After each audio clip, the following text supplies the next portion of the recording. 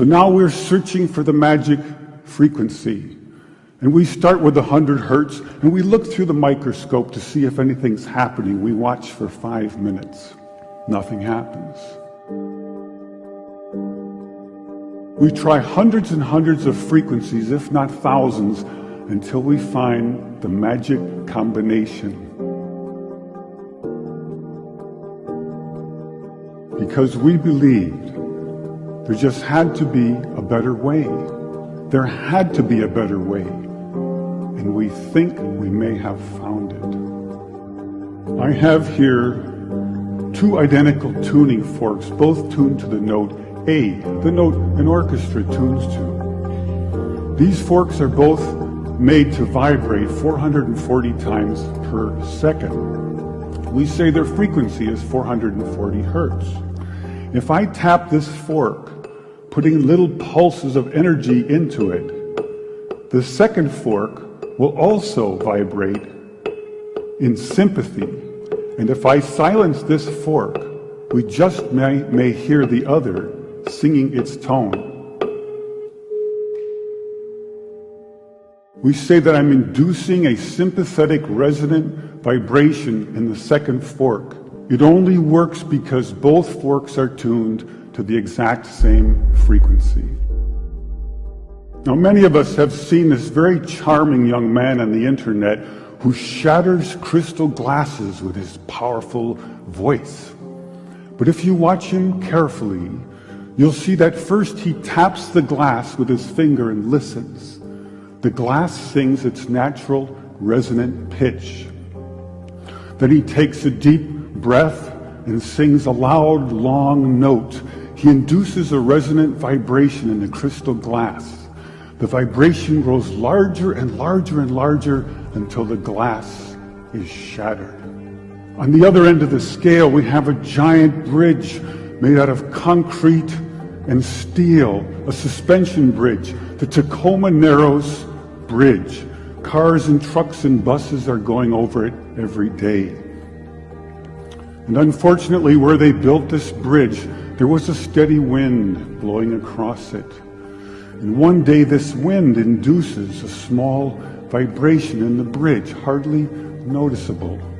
But the frequency of the vibration matches the resonant frequency of some part of the bridge. And the vibration gets larger and larger and larger until the bridge collapses into the river below.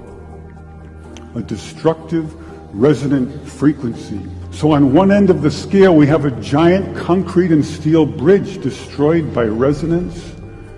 And on the other, we have a small crystal glass shattered.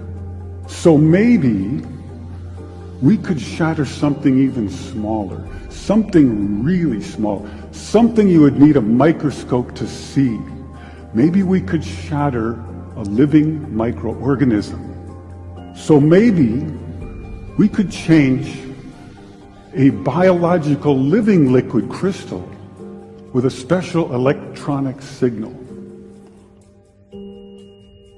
But in order to do that, we would need some kind of device. So we search the US patent database, and we find this invention by a physician, Dr. James Bear of Albuquerque, New Mexico. It's called a resonant frequency therapy device, and its purpose is to induce a resonant vibration in a living organism or cell. If I put in, say, 100 hertz, out will come 100 pulses per second. If I put in 200 hertz, we'll get 200 pulses. So now we're searching for the magic frequency. And we start with 100 hertz, and we look through the microscope to see if anything's happening. We watch for 5 minutes. Nothing happens. So we try 101 hertz. We look through the scope for 5 minutes, and nothing happens. So we try 102, 103, and so on.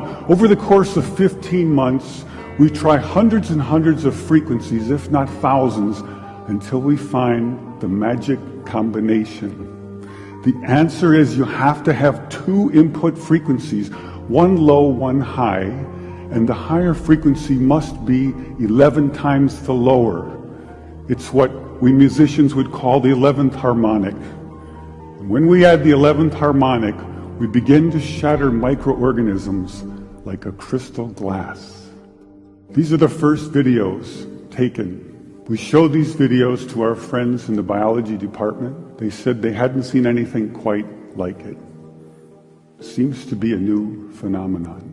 These organisms are being shattered by our electronic signals. We now know that cancer is vulnerable between the frequencies of 100,000 hertz and 300,000 hertz. So now we attack leukemia cells. Leukemia cell number 1 tries to grow a copy of itself, but the new cell is shattered into dozens of fragments and scattered across the slide.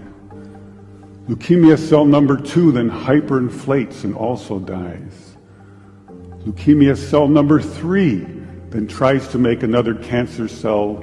The new cell is shattered and the original cell dies.